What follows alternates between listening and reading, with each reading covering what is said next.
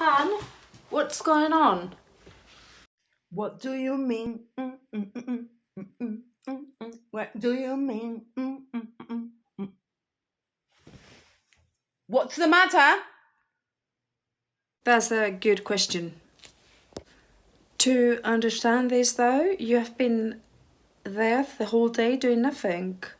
Even though I tell you to tidy up your room as soon as you get home, you never do it. What are you implying? Actually, it's none of your business. I've been running around all day, and it took me ages to get here. Shut off. I'm afraid not.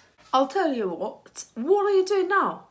You get on my nerves really badly. Get yourself together. Pick up your pieces.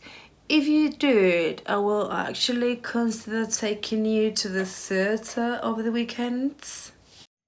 Oh, ma'am. You win. There's nothing new there. It's been there for ages. That's a good question.